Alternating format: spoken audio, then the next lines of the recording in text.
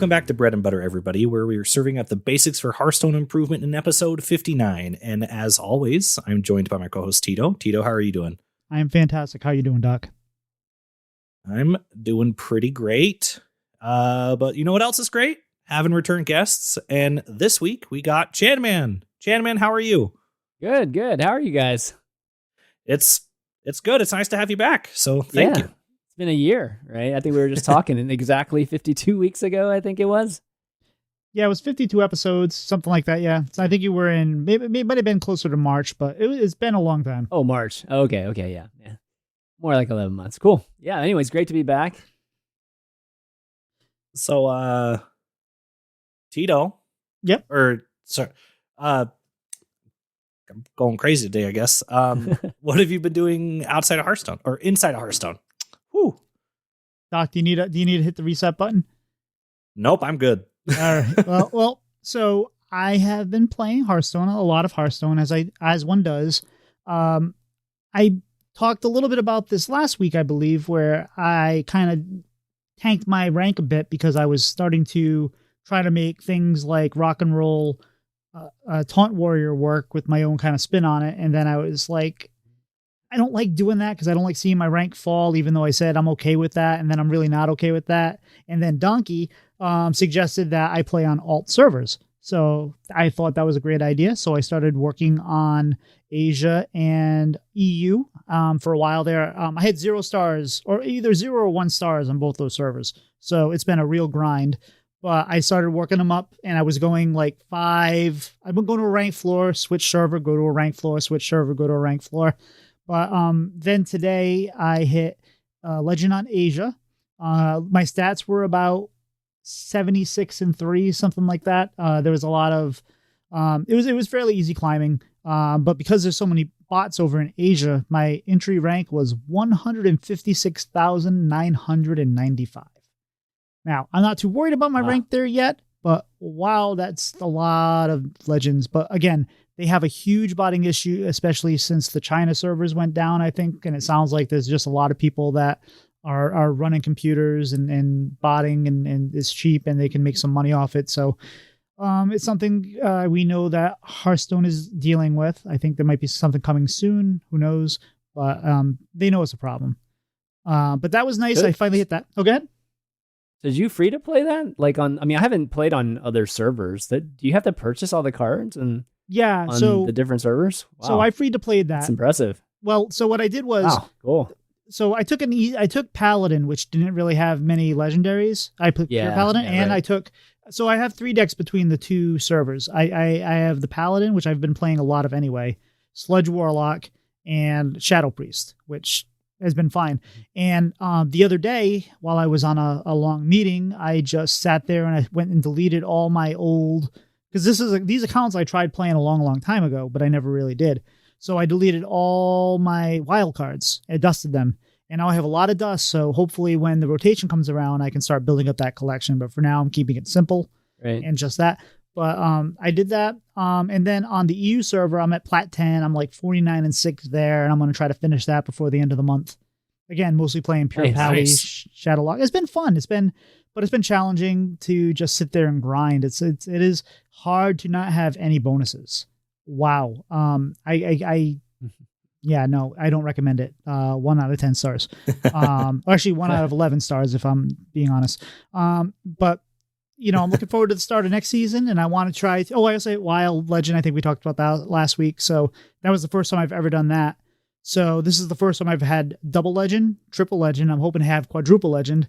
And then next month, we're going to try to get into Twist, get there, and all the legacy all the standard servers, and also Wild on America. So I have a plan for next month. We'll see how it goes. I may not be as successful as I was this month, but we're going to try. Wow. I don't know how you have time to get all of those legends. That's crazy, man. I stream a lot. That's wild. Yeah. I mean, I can barely get enough time to get 1 legend, much less 5 or 6. That's crazy. Well, this is new. This is new, and awesome. I've been using some of my spare time. It's been snowing, so it's not like we're going a lot of places. So Yeah. And it's easy to just sit there and watch TV and grind games or whatever you're doing. So I watched the movie yesterday. I really like that, but we'll talk about that later. Chanman, what have you been doing in Hearthstone? Mostly playing War. I think if you people that, or you guys, if you remember from our last conversation, I've just pretty much become like a hardcore one class guy now. So I've just been playing Warrior and just Reno Warrior. I've had a lot of fun just playing Reno, even though it's like not necessarily very good and much harder to grind up to legend than playing Paladin or anything like that, or even just your typical just Warrior, the not fatigue warrior, but the what's the warrior with the injured Enrage Warrior? Enrage Warrior, exactly. So I've actually avoided Enrage Warrior just because I made Legend once with it and it was like so easy that it wasn't very hard. And so I usually like to make it hard for myself. So I've just been playing Reno and just, experimenting with all these different battle cries. And I don't know, it's just that greedy side of me that really enjoys that and really enjoys just grinding that out and just, trying to get to Legends. But I haven't quite gotten there this month yet. I'm like on rank 2-1, just right at that border. So I just need to get like 3 in a row here at some point, get lucky, I guess. But yeah, I'm enjoying that. Reno's been, honestly, I was getting a little bit bored with just current standard Warrior, but Reno's really jazzed things up for me. Yeah, and you and about 99.9% of other players have been avoiding Enrage Warrior, apparently, even though it's still good. It's just so boring. I mean, it's really good. It's crazy good, right? It was arguably one of the best decks this last year. But I don't know. It's just too easy. It's like way too easy to play and to grind up. I don't find winning ever boring. But Doc, you know what? Like I used to be exactly like that, but somewhere in the last few years, I just stopped really caring that much about it and really had more fun just really, just exploring a lot of the cards, and going that route in standard. I know a lot of people probably done it in Wild and even just Arena, back in the day and whatnot. But I really didn't start doing that until the last few years. Probably after I took a break, and then I kind of came back, and it's just like all these new cards, and it's just, I don't know, I just want to try out all these new cards and kind of figure out things myself that probably been figured out by everybody already, and really enjoying the game, that way, instead of just focusing on getting the legend as fast as I can, kind of thing. That's fair. So, yeah, it's just a different approach. It's not, obviously nothing's better or worse, but it's allowed me to, I don't know, call me a filthy casual now. I don't know. Man, play the game however you want to play. If you're having fun, you're having fun. It's the beauty of the game, right? So it's cool. Yep. For the love of the game. Absolutely. Doc, what have you been doing in Hearthstone? Yeah, so I queued up some Treant Druid again, because I played that deck a bunch a few months ago and haven't really played it since. And I queued into an Enrage Warrior, and they conceded on turn 5. Exactly. I just went right under. Like I was assuming they were control. And then I just mulliganed super like aggro early, and it just worked and it felt good. So I'm starting to play standard again because I kind of took a hiatus for a minute. I started listening to Blizzlet because I haven't been caught up on that in a week or two. So I listened to it at work today, and hearing them talk about the different decks they were playing got me interested in wanting to play standard again. So played some standard. I had some fun. I'll probably play more standard tonight after we get off. But yeah, Treant Druid still good, as everybody knows. Yeah, I've lost many times to Treant Druid playing my Reno brand warrior and losing, on turn 5, like you said. and apparently Smarms is playing Treant Druid at a 95% rate or something like that, is what she's saying. So yep. It's still a good deck. Even it got nerfed today. We'll talk about that later, but I still think it's going to be fine. Yeah, for sure. I think the thing that's been most satisfying for me is like I've hated Patchwork for so long. I literally disdain that card for like the last 2 years or whatever, however long it's been out. And so when I finally got, they released Boom Boss, but Boom Boss by itself like wasn't, it wasn't the same kind of immediate effect, right? But yeah, when you get Brand and Boom, and you get the Boom Boss mixed with the Gaslight combo, it's like, oh, I finally get to experience this, but maybe 3x, 4x, 5x times more than playing Patchwork. So that definitely brings a lot of satisfaction for me. So is Patchwork the card you dislike the most in the current meta? I mean, not anymore. Probably just with. Definitely not anymore. I can tell you what card I disdain the most. I hate the Paladin card that gives you the Wind Fury and the Divine Shield. It's like too easy for them to win with that card. It's like ridiculous. Yeah. Just stick one. As long as one card is sticky on the board, it's like they win the game. So it's at least for when I'm playing against them. Maybe other decks have a different experience with it, but I hate that card. It's going to be a little more difficult for a Paladin to do that. We'll talk about that again a little bit. Yep. For me, For me, the card I hate the most is Trial by Fire. Not that I don't. Not that I like Patchwork or anything like that, but you just sit there and you're like, why is Trial by Fire? Why did they bring it down to 6 mana? 7 mana, it was still gross, and 6 mana is just. They were like, hey, you guys should play this card. Really, like, please go play this card. And I wish they never said that. Doc, how about yourself? What card do you just which one grinds your gears? So when I really want to try to sit down and play like a quote unquote pet deck, which is now Sludge Lock, because Sludge Lock is good. But like I wanted Sludge Lock to be good at the start of the expansion. So like I played that for too long because it was not good early. And I forget the Death Knight card, but it's the Death Knight legendary that puts hell yeah extra plagues in your deck, and then they're indefinite from that point. Like once you draw them after they've been played. I hate 4/4, that card. Right? Yeah, 4/4 card. Yep. I hate that card the most because it just shuffling destroys that deck. Because the whole thing is just to have all the sludges on the bottom, and then you just do the stuff, and it's a good time. Yeah, but see now that card. I mean, I completely agree with you. But now you don't even have to worry about that card anymore because even if they play it, you just play what is it? Creative, the 6 mana, deal 6 damage, destroy 6. Because you're bound to hit some of the plagues there, and also the sludges. So it works out. Yeah, but I don't want more plagues. That's true. That just kills them. Yeah. That's a really interesting deck, though. No, that card destroys them. That card removes them because it destroys the bottom cards. It, like removes? Yeah. It destroys the card. So that actually kind of helps clear that up for you.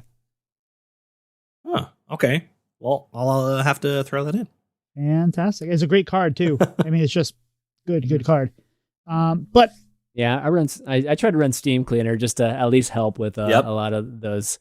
I mean, it still does damage, obviously, but it does less. At least it's less controlled versus whenever you get to unleash them all on me at one time. With the six cards. That's brutal. So Chanman, what have you been doing outside of the game? Outside, mostly, I took a break after Juked and was just doing Streamer Showdown at some different events. So I did at TwitchCon this year in Vegas, and hopefully there's going to be a lot more actually this coming year. But honestly, just really spending time with the family. My oldest son's applying for colleges, and him getting ready for that. Really was helping him out a little bit with that. And my youngest son is playing AAU basketball, so this is kind of his first year doing it.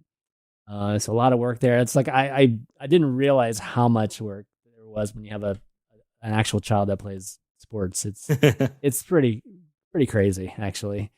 So having time to do that I think was really nice.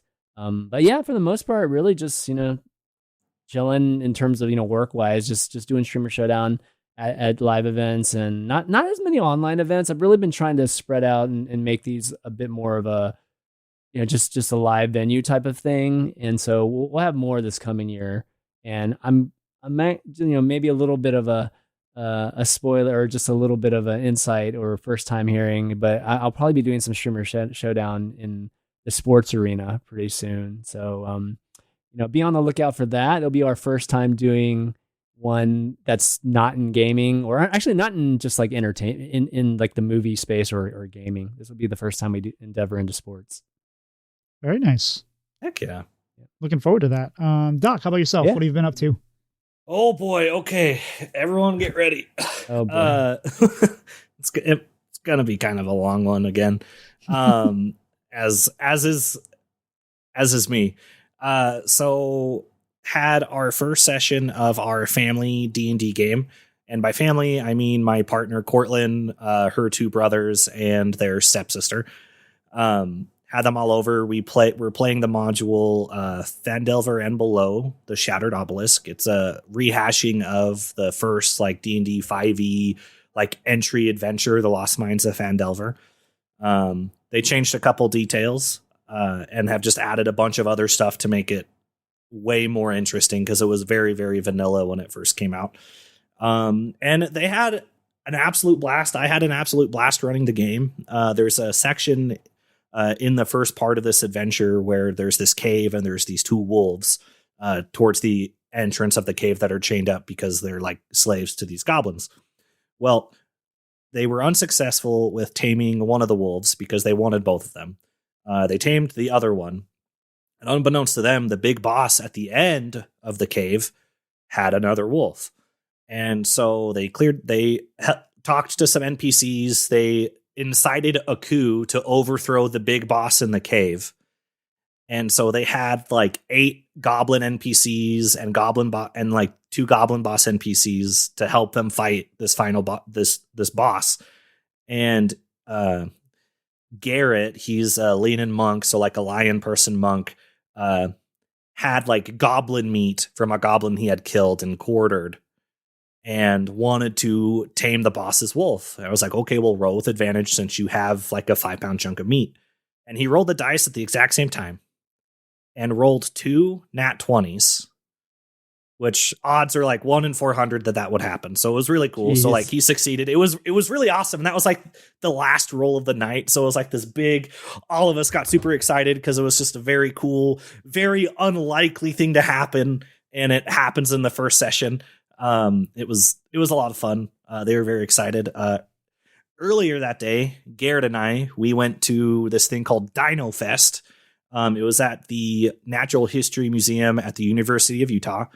And it was just a dinosaur convention. They had a bunch of paleontologists and a bunch of paleo artists there. And we got to go into the fossil storage room. And they had fossils that we could touch. And then obviously there was a bunch of fossils we couldn't touch. And they had different paleontologists in there to like talk to us about the like whatever fossils they were showcasing and whatnot.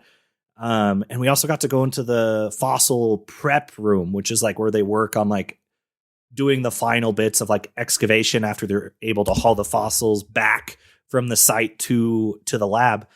And there was this one paleontologist who was standing in front of Hadrosaur skull, which Hadrosaur, if for anyone who's watched Land Before Time, is ducky. It's a duck-billed dinosaur.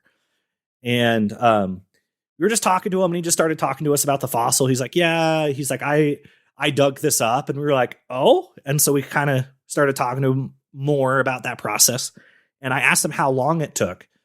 And he's like, well, we only were able to salvage the front half because the back half went into the riverbed and got really beat up. So we only took the front half, and we were pretty quick. It took us about 3 weeks, which I'm sure for his line of work, 3 weeks is extremely fast. And for people that aren't in that line of work, like 3 weeks could seem like it takes a long time.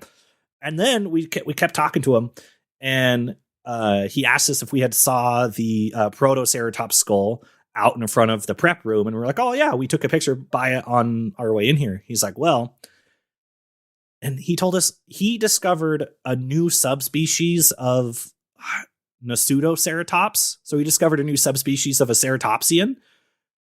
He discovered it before the pandemic, so he couldn't work on it for a long time. And he has been working on it for about 1.5 years now. He's not anywhere close to being done.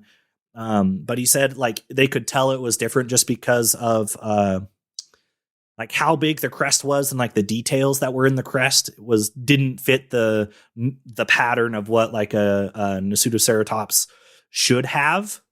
And so that was really cool. So we were really excited about that.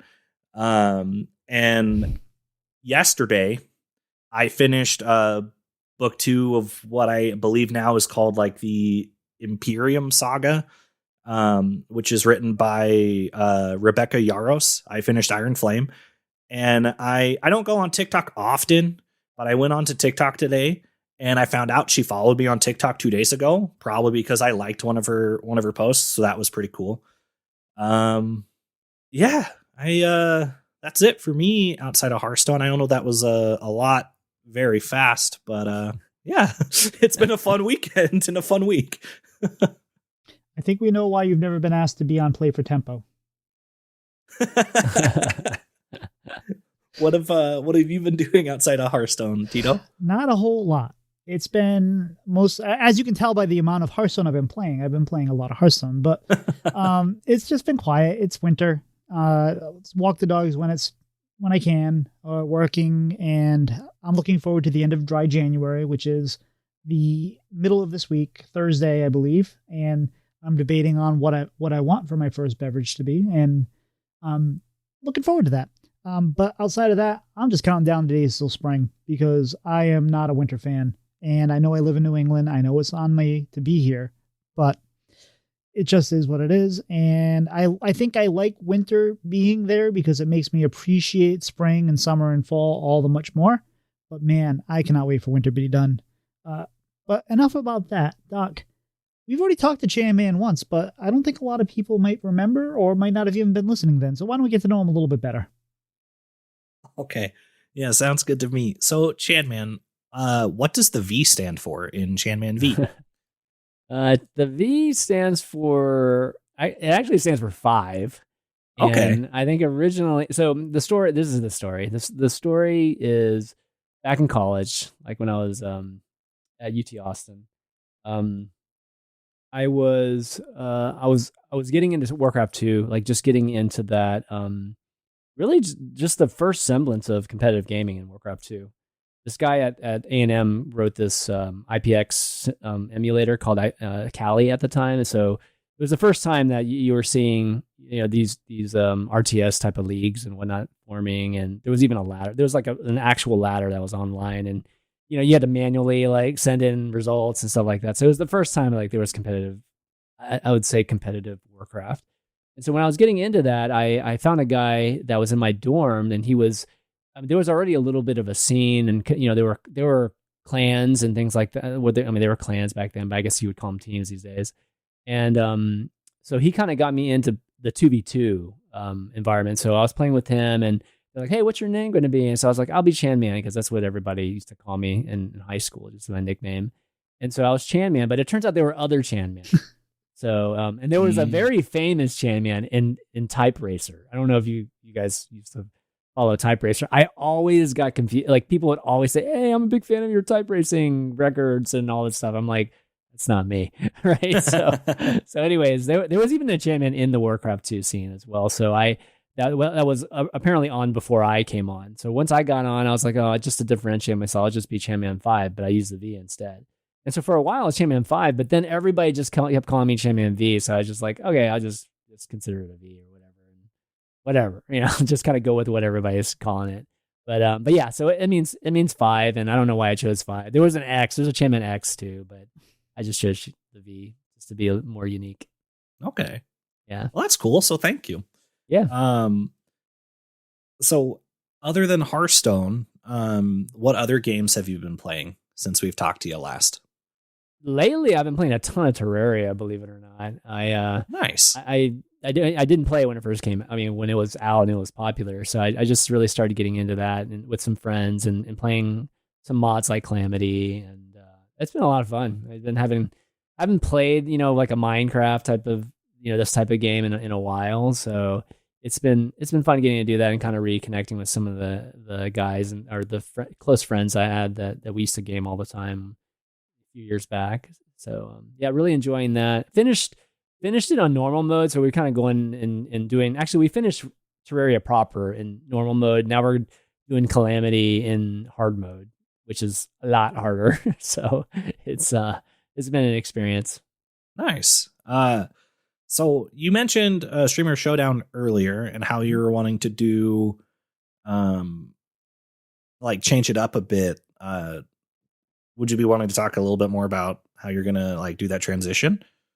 It's not really so much changing it up. I mean, I think if anything, it's more additive than anything else. I mean, what we, Streamer Showdown and what we do has always been successful. I mean, every time we do it, I mean, I think even to this day, like everybody has a blast doing it, and we kind of take pride in that, so that everybody wants to do it all the times. Like the last thing people want to do is something that feels arduous. So it's been great that the show, even through all these years, or even after all these years, it's still pretty consistent in terms of the product, and just the success. So so in terms of just like, I would say the big change for me isn't so much like doing anything differently. It's more just focus. So focusing a little bit less on growing the Streamer Showdown brand itself, and more trying to work with just bigger events, event organizers, or even just influencers, different brands really, and trying to create, these type of game show products, or these shows really, and trying to do some really cool stuff on the stage, working alongside folks and enhancing it that way. I mean, when I went to TwitchCon, when I was doing Streamer Showdown at TwitchCon, we weren't the only show on the main stage. I mean, there were all kinds of really great and creative shows that like Ludwig, Ludwig and Miskiff and Austin, right? Austin has named that price kind of show. They were all they were on the same stage as us, so it was really cool getting a chance to see how they do their shows, how they execute their shows, and just all the more physical elements that they do versus what we do, which is mostly digital, and online, and more trivia show more so than these kind of physical. Let's have all these influencers do silly stuff, right? Yeah. So trying to figure out how we can maybe incorporate a little bit of that into what we do, which I still think what we do is still unique compared to what others do with just our platform and just what we're capable of doing with our platform. So yeah. So anyways, we'll be adding more, and having just more unique segments to the different editions. Like with Hearthstone, right? We always had Honest Hearthstone, and things that were just like very specific. Like, what deck is this, right? We'd show like 6 cards, and you have to guess what deck. That was very unique to Hearthstone. And so, and the Battlegrounds, I remember one of the coolest things we had was just betting on which side would win on Battleground videos and things like that. So yeah, we're trying to just customize a bit more, just the different editions for the type of, the type of community or type of content that we're going to be doing. What would you say would be your favorite episode of Streamer Showdown you've ever had? My favorite one? That's a good question.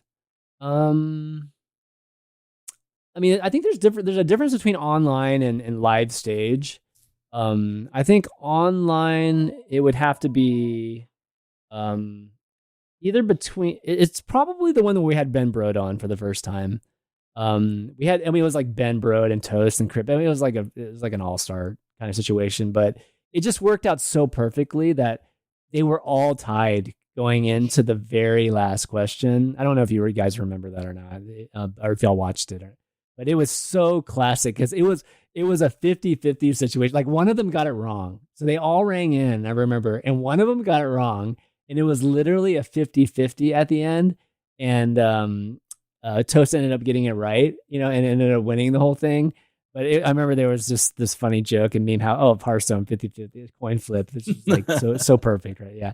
But anyways, online, that was probably my favorite. I think on stage it was probably honestly it was probably one that we did at E3 with Matt Pat and DJ Wee hosting, and it wasn't even like one of our ones on the big stage. It was on one of those. It was in the Twitch booth, over at E3, but it was the first.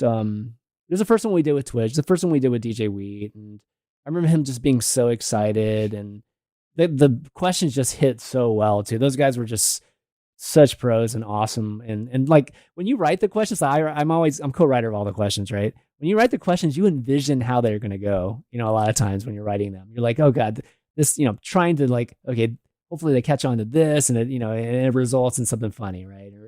Or whatever.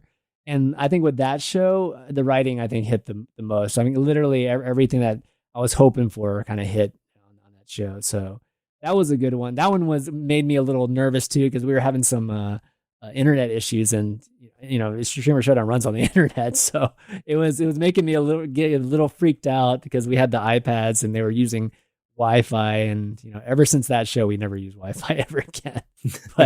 but overall, yeah, it was super memorable, and yeah, just it was a really, really great show. Heck yeah. So I feel like it's safe for me to guess that your favorite Hearthstone class is warrior. Yeah. So if warrior's your favorite, what's your second favorite class? Ooh, that's a good question. I think my second favorite is probably Druid. Yeah. Okay. Yeah, it's probably Druid. I think at one point it was Priest, but I just never really played the last like generation or two of Priest, which is really strange because it totally fits my personality in terms of being greedy and control and everything. But for some reason, I just haven't ever dove into the modern Priest, and it's just crazy to me because every time I play Priest, it's like that'd be fun to play. That'd be fun to play that card, or that'd be great. And I don't know, for some reason I just haven't gotten a chance to play it a lot. So Druid, I played some Dragon Druid. I played some of that recent. I actually haven't played too much outside of Dragon Druid to really say that I've played anything. So, but yeah, just really those two. What is your favorite warrior deck of all time, and what is your favorite Druid deck of all time? Favorite warrior deck of all time, probably. Gosh, that spans a long. I mean, maybe the Molten Giant one, or we're talking like a long time. I mean, obviously, I've been in Hearthstone since the beginning, so we're talking about some just really disgusting decks like back in the day. So probably Molten. I mean, for those of you who've been following Hearthstone, Warriors sucked for a long, long time until this Enraged Warrior. So there were years and years that Warrior was terrible. So yeah, you have to go back pretty far for us to have just something just extremely disgusting. So I would say Molten was probably my favorite one, and then Druid.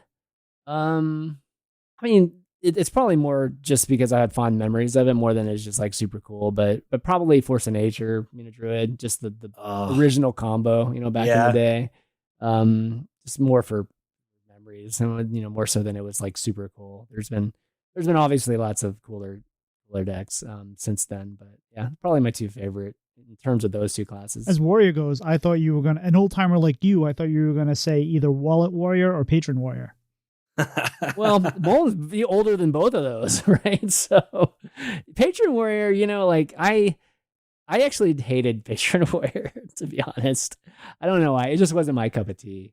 I mean, I liked playing against him more than I did playing it. So which one was the Mullet Warrior? Which one was that? No, the Wallet Warrior, the one that had all the legendaries. Wallet Warrior. Which one? That was just it was like standard. It was in vanilla where you had just like all the expensive legendaries in there, like Rom. Yeah. And stuff. Okay. Yeah. I think I called it like Giant or Titans or something like that. I called it something probably different, but yeah, that was one that was fun too. But I didn't feel like that was very refined though. It was very.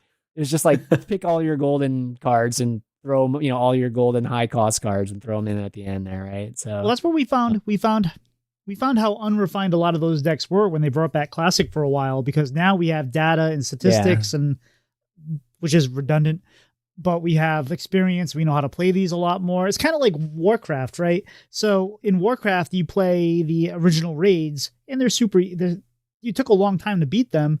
And then they start making bosses harder and harder and harder and harder. And then you go back to do like Ragnaros and it's like, oh, this is so easy. Like, why do we have a hard time with this early on? And it's just like that. It's like during this whole process, we've learned how to become better Hearthstone players through many things. So stuff that used to give us a hard time back then was nothing anymore.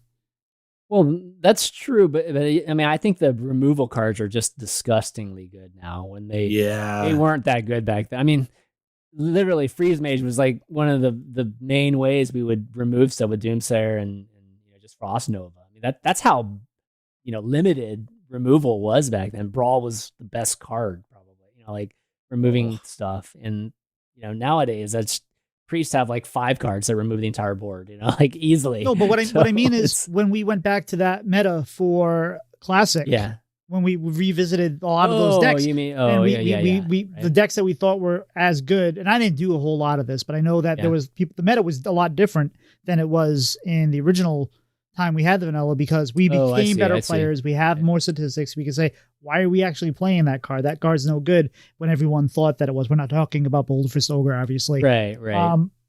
That's true. But yeah, it was. It was just interesting. Anyway. Yeah. No, for sure, we're much better players now, and pilot wise and deck building wise. So it makes sense. So Chan, man, what is something interesting about yourself that people probably don't know?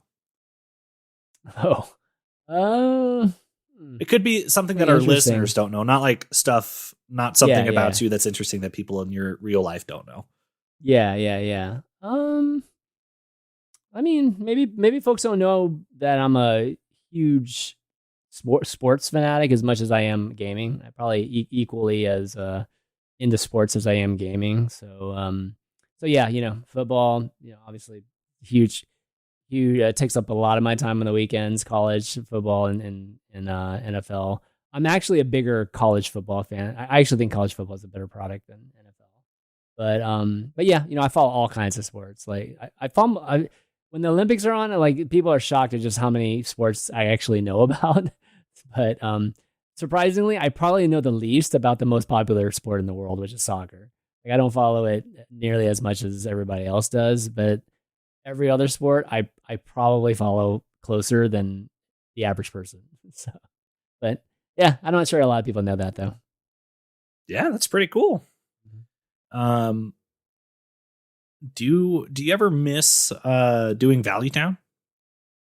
Ooh, somebody brought that up right recently. I was like on Allie's stream the other day, and then people were kind of asking me that in the chat. Yeah, I there are definitely times I've missed doing Value Town, and even just doing podcasts like y'all's, right now, there's definitely an element of it's just a lot of fun being able to talk about something you're passionate about every week. Just having a set time that you talk about with a good buddy and being able to do that. So that part of Value Town I definitely miss.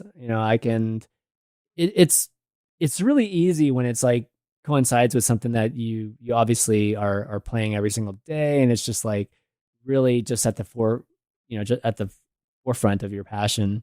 And I think at the time Hearthstone was, but then there was a time where I started getting into Overwatch, right, and I started getting into some other games, and that's when Value Town started becoming harder to keep up with, and we're juggling multiple podcasts, especially with different games and esports overall. I mean, just the esports one itself was enough to occupy all of my time, much less be able to talk about Hearthstone in a very it's a respectable way, right? Not just kind of like phoning it in. So yeah, now that I'm kind of back, playing Hearthstone again, there's definitely times where I do miss doing it, but it's like I think you guys and Coin Concedes of the world. I mean, I'm not sure they're still doing it or not. I mean, maybe they they're continue. Still I wasn't sure strong. They stopped after Hat or not, but there's I haven't really listened to it after Hat left, but you guys are doing a good job. I saw an interesting thought on Coin Concede. It's the Coin Concede is the podcast of Theseus, however you say his name, because it's still going, but it's none of the original parts. Right. It's just a name, right? Because like OG Coin Concede was Cinder Ascendant, Cora, and I don't even remember who else. And then eventually they got Hat, and then it just Coin Concede has just been running for so long. Like it's been cool to see the evolution of the hosts and just how like the trajectory of different people doing other things. Like Cora left, but she's a designer for Hearthstone. Like it's been awesome, and Hat's on Hearthstone too. And who knows? Like maybe Coin Concede has like the secret sauce to getting an edge on being able to pass all the tests and stuff you need to get onto the Hearthstone team. Yeah. I mean, they definitely have had a good record there for sure. But anyway, like I definitely do miss talking, being on a podcast and talking. But at the same time, I don't know. I kind of have this thought, and it could be right or wrong, but it's one of these things where I feel like content is in some ways a young person's game, in terms of just being in front of the camera and so me producing and making decisions on that side of things, creative director type of things, I think is still really satisfies that that hunger I have, in terms of getting ideas out there and executing on them. But being in the front of the camera, it's like I still don't have a problem being in front of the camera and obviously talking like on y'all's show. But I don't know. I just feel like there's other people that probably can do it better, and are just better at hosting than I am or whatever. But yeah, I'm pushing 50, right? Are you pushing 50? Shit, so am I. So.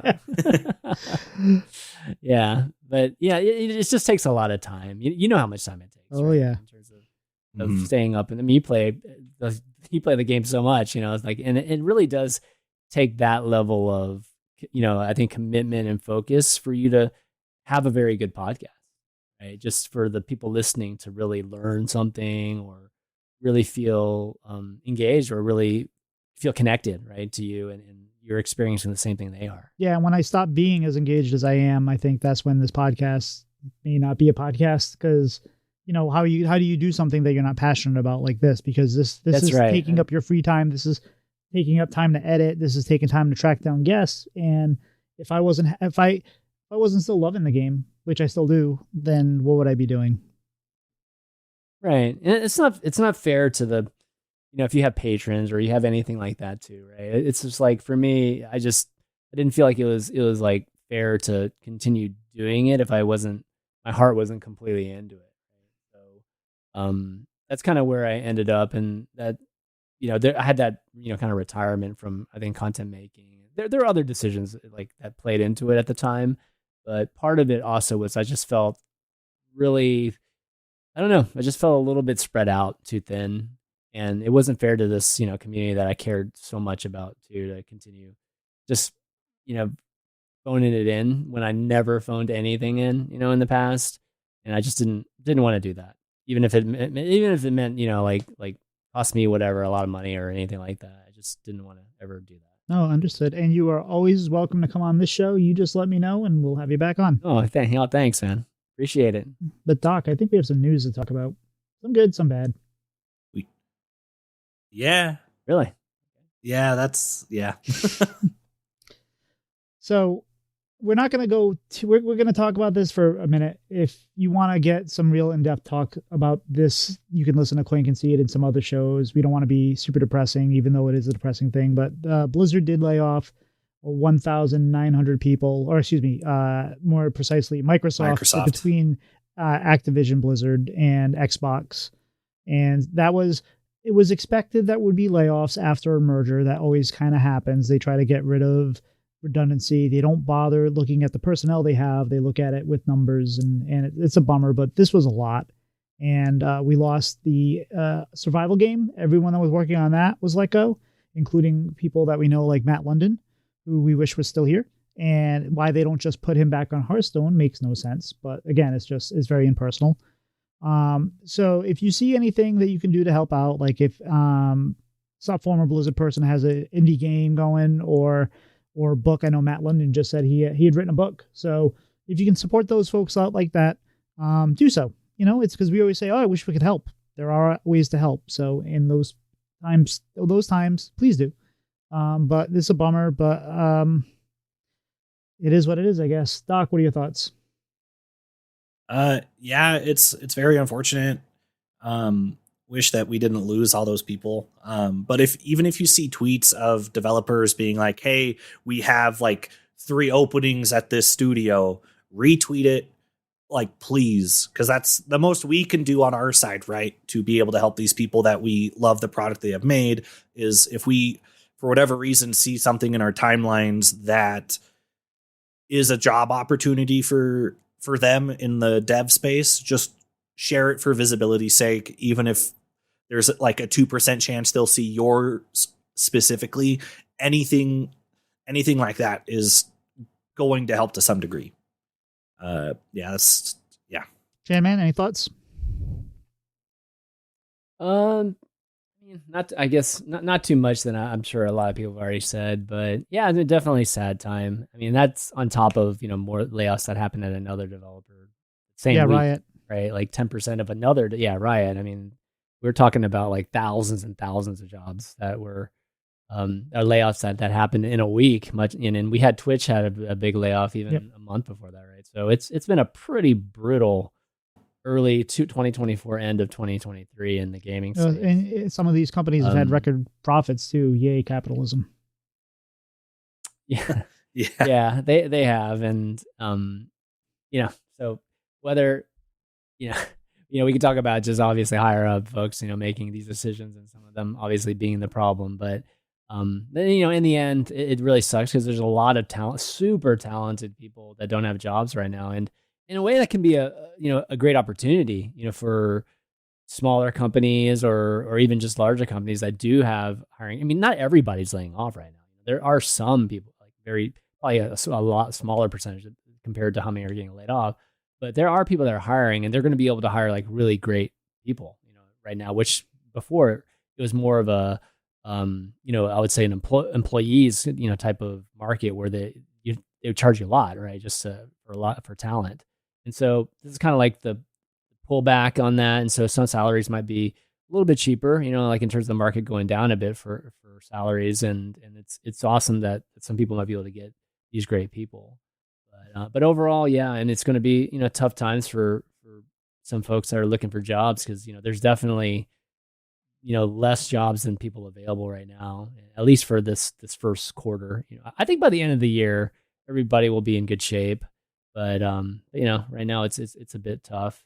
I mean that survival game, I kind of have mixed feelings. I'm really curious. Like I wish I would have gotten a chance to play it because I heard some good things, but I also heard some things that there was some like butting of heads about that game too, because some thought it's like a survival game, but it was too easy. It's kind of what I heard. I mean, this could be a little hearsay, but I heard that, there was a little bit of like casualness to it versus, other folks wanting to make it more hardcore because most survival games are hardcore. I mean, that's just kind of the nature of them.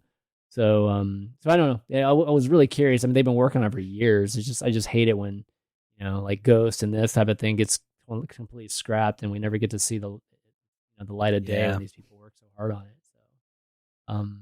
So yeah, that's a big bummer, and it makes me a little bit nervous, when in terms of just like what Microsoft's going to do, like in terms of Hearthstone and over like these Blizzard titles, right? Like what are they going to do? I mean, we always thought that they're just going to throw it in with the pass, right? But in terms of support and development, it's like, are they going to actually invest more into these, or are they just just going to let these just kind of go out the wayside? Hard to say right now. I don't think they've made decisions or not. I mean, I think some of these are just, like you said, Tito, just part of mergers, and reducing redundancy and whatnot. But I hope that there's some direction from, their head of gaming that does end up seeing some potential in some of these games. Hearthstone still makes money. It's like, I don't understand like how you would give up on a title that, that doesn't require much resources and it's profitable, right? So I don't know. I'm a little bit surprised because they never put much resources into Hearthstone, and Hearthstone's always been profitable. Yeah, they need to invest more resources in it for sure. And I think, and who knows what's going to happen right now? It seems like for the most part, a couple folks aside, Hearthstone was relatively untouched as far as we can see. Front-facing people. That doesn't mean that they didn't lose people that we don't know about, but overall, it seems like they're okay.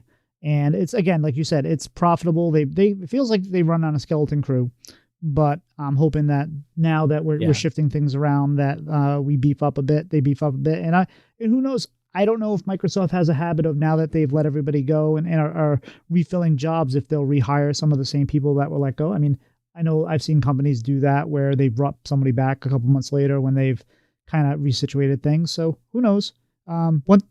Blizzard is famous for that. Right. Well, speaking of, so new hires, Mike Ybarra was out. We don't know why, but he said he made the decision to leave. Whether that's true or not, who knows? But we do know that as of today, Johanna Ferries is the new president. Real brief bio on her. This is Googled. As Ferries originally joined Activision Blizzard in 2018 as commissioner of Call of Duty esports. Before her new role, she served as the general manager of Call of Duty. Ferries' career also includes an 11-year stint at the NFL, where she last worked as vice president of club business and development. And not here, but I believe she is also a big driving force for what was it? The Colored Women of Blizzard or something like that. There was a initiative that she was behind. I don't have the exact thing, but she seems like, without knowing much about her, everyone seems pretty positive about her coming in. They're just I think we're just hoping for some stability. We're hoping for someone that's going to take care of the employees and also care about what the customers want. What do you guys think? Yeah, I mean, in terms of my side, I don't know too much about her, so I can't. I don't think I have a strong, that strong of an opinion. I mean, I feel like the Call of Duty esports, at least, some of the jobs that she's been in, I think she's done a pretty good job with Call of Duty esports. Like I feel like CDL and just even before that with Call of Duty, it's been pretty consistent. I mean, it's hard to say if it's been like super successful, but it's definitely been one of the esports I felt like was being underappreciated. Like I just felt like it was run pretty well. I mean, compared to like Overwatch, I mean, CDL was run way better than Overwatch was, right?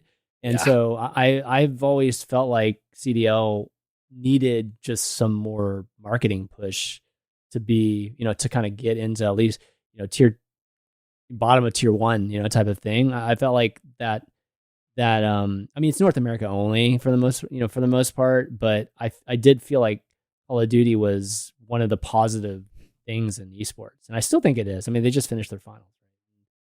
I think it was pretty exciting. It always ends up being a really good, exciting product. All the events and the, just the storylines and whatnot. So, anyways, if she had a lot to do with that, then I felt like she did a pretty good job, at least in terms of the product itself. So hopefully she can expand that into a larger role, and hopefully Microsoft, kind of allows her to do. I'm not sure how that responsibility is going to be given compared to just people who are more globally in charge in Microsoft versus who's in charge of Blizzard, like Activision Blizzard. I'm not sure how that's going to be decided there, but new blood is definitely good. I'm not sure how. If Mike was doing a good job anyways. So, not knowing why he got left. I mean, it's a pretty weird timing as to when he left. So, yeah. I wouldn't be surprised if they just, it seemed really divisive too. Like the things I've seen on social media are people were either sad to see him go and said, it's been nice knowing you, or they were really not happy with him at all. And had some not so nice words for him. But Doc, before you go, I just wanted to clarify. It said Ferries is a senior lead advisor to Activision's African American Black and Friends Employee Network. So that was the role she had, another role she had. But Doc, thoughts? Yeah. New face for this position, obviously. But yeah, I mean, if she's had esports as part of her career, that makes me hopeful for not this year, but for the future of Hearthstone esports, hopefully to have more oomph, like it has in the past. So I hope she's allowed to have a bit of free reign on being able to help the Blizzard products where they need help. Like Chanman was saying, we don't know how much responsibility she's really going to have under the Microsoft umbrella. So we'll just have to see as it goes, but happy they got a position, happy it's someone who is seemingly pretty good at their job, and look forward to see what she can do for the Blizzard space. Absolutely. Well, we did have a patch today, kind of surprisingly. We had, normally we get a patch on Tuesday and Thursday, and a lot of times they give us patch notes on a Wednesday or a Tuesday before, and then we have it. But today we got a patch notes and a patch on a Monday, which was very unique. But we did have it was all nerfs, no buffs, kind of. We're going to go real quick through these because it's already almost an hour. We still got some other things to talk about. So real quick, we'll go by class. So Velrock the Deceiver was a 3/6 and now is a 3/3. This is, and they also, let's have the other thing too. Shatter Shambler was changed from your Death Rattle minions cost 1 less, but immediately dies when played, to the next Death Rattle minion you play immediately dies. So they took away the reduction there, hopefully to get rid of, turn 3 drillies after a bit of play. I think these nerfs are great. I think that it keeps the spirit of Velrock alive, although I think they could have made it a little harder to achieve. And the 3/3 means that they can't just value trade and step it back, and it's going to be a little more difficult to get as much value out of it. What are you guys' thoughts on the changes to Rogue? Start with Chanman. Man, I thought it was I agree with everything you said, but I'm actually surprised they brought it down, the health down to 3. I thought they would do it like, like they normally do, 3/5 or 3/4, or even 3/4. I think would have been like, wow, you're gonna bring it down. That's a big step for them. But it obviously the data must have showed just it being ridiculously good, which I've experienced definitely games where it would I just couldn't do anything. I literally couldn't do anything to stop it. So, I think this is a good change. I think it's gonna, it will nerf this a little bit. I still think people are gonna play it and still, play the same decks. But yeah, I like the change. Doc? Yeah, I think it's a good change. Like you said, it's gonna make it a lot harder to get all those essentially free value trades in. Yeah.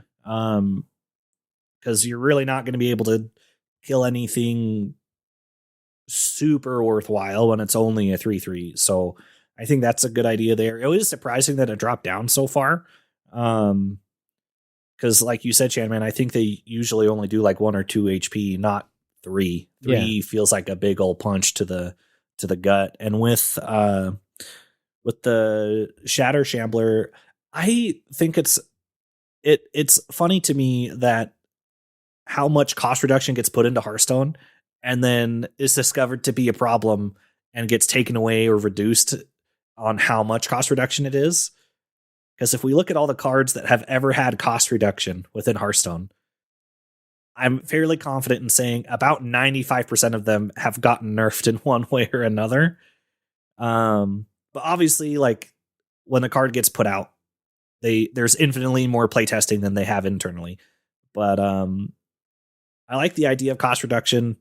It's just sometimes cost reduction, especially when things can get down to 0, is where it gets pretty bad. We'll talk a little bit about cost reduction in a little while. Let's go on to Druid. Cactus Construct. Cactus Construct. Having trouble with words today. The old was discover a 2-cost minion, summon a 1/2 copy of it. And the new is now discover a 2-cost minion, summon a 1/1 copy of it. Then we have Herald of Nature, which was Battle Cry. If you cast a nature spell while holding this, give your other minions +1/+2. Now gives them +1/+1. We also have Pendant of Earth, which was old discover a minion from your deck, gain armor equals to its cost, otherwise known as 20 from Naga Giant. And the new is discover a minion from your deck, restore health to your hero equals to its cost. And finally, 2 more for Druid. Shattered Reflections. We have choose a minion, add a copy to your hand, deck, and battlefield. New is choose a minion, add a copy to your deck and battlefield, not hand. And then finally, Due Process was 2 mana, now it's 4 mana. So they really touched every single archetype here. They've touched Treant Druid, they've touched Fatigue Druid, they've touched Dragon Druid. Everything here is going to affect a little bit. Maybe Dragon Druid not as much as the other two. But everything's hit. And I did see Wicked Good talk about how the fact that the problem with dual class cards is these cards got nerfs before they ever had a chance to find their way into a priest deck, which, fair. But I like all these changes. I still don't think that's enough to get really change the effect of Shadow Reflections. I think that's problem. The card's still going to be a problem. Pendant of Earth, that was just silly what you could do with that. And I don't think Herald of Nature or Cactus Construct is really going to make that much of a difference. So I think Treant Druid's going to be fine. Doc, what are your thoughts on these nerfs? Yeah, I think Treant Druid will be okay. Like, yeah, you're losing out on 1 HP on Cactus Construct, and you're losing out on 1 HP X however many minions you have. So 1 to 6 or 1 to 7 HP is what you're missing out on. But I feel like it's good. Treant Druid's going to be fine. There's so much reload. They have so many buffs in that deck already. And then rip Fatigue Druid and Mill Druid. I don't know if it needs to rest in peace. It can just go away and even though, so I actually played. I mean, I think they wanted to kill it, right? Yeah. Mm-hmm. I mean, I think they won. I mean, making it 4 mana, not 3 mana. They just wanted. Oh no, I'm okay Yep. with it being killed. I just don't think it needs That's to a rest big in jump. peace. I think it can. Yeah. I see. And I've played this deck, so I trying to be a better competitive player. I decided, hey, I gotta actually work on this, and I played in a tournament for, what was it? No, for THL this week. My fifth game we were 2-2, and it was a Fatigue Druid mirror match, and I thought I played really well. And at the end, they played one last due process, and I had like 30 health plus a bunch of armor, and I just saw that go tick, tick, tick, tick, dead because of all the due processes between us and stuff like that. So, yeah, it is. But Shaman, any other thoughts before we move on to Paladin? Not really. I mean, I actually like. I mean, I like all the nerfs. The Shadow Reflections. I think it's. I guess you guys don't think it's much of a hit. I actually think it's a pretty big hit to those own. I mean, is the Treant Druid the one with the Onar, like a 6 to 8 Onars, like those decks, or is it the more of the Rush deck, the Treant deck that you're talking about? So the version that I play is just Treants with like double cultivate with it's just go wide, get tall. Right. I don't run Aonar in my list at all. No, but this is the. Have y'all played this? Have y'all played a deck that has like 6? I mean, literally just play Onar the entire like late game. They just play it over and over and over again. Yeah, that's the one.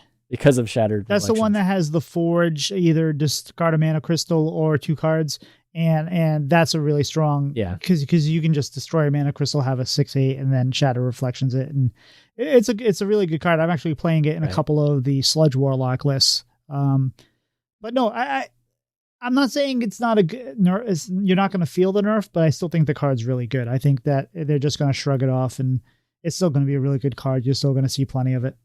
It just shows you how powerful the Druid decks are. Like it's like they're nerfing all these Druid cards, and it's still Druid's still good. Well, do you remember a year or two ago when they had Guff, and they had the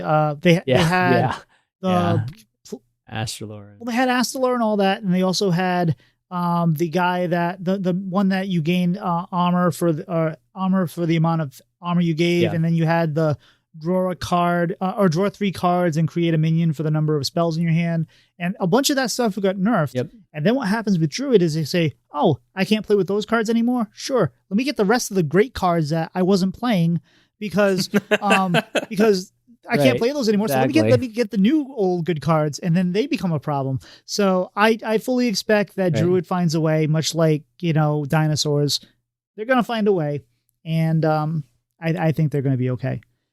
But now it's a rich class. I mean it's really cool, right? The design of Druid and the cards. I mean, I don't like to break it up like this, but whoever's working on Druid is doing a good job, in terms of designing all these interesting mechanics and being able to play around with nerfing and buffing and just having many different archetypes, right? In terms of what can be good. I mean, we're talking about mill, and then we're talking about a fast deck and the Treant deck, and then we're talking about this this Onar thing that I was talking about as well. And there's probably 2 or 3 others that you're probably very familiar with too, Tito. So Druid class is doing great, so it's pretty telling just how many cards are being nerfed here. And then we're going to talk about the next class in a second. Yeah, and good amount of cards. So with well. Druid, the problem always is Nourish, right? It's like it always comes down to Nourish. Just like Rogue, it's always comes down to Shadow Step.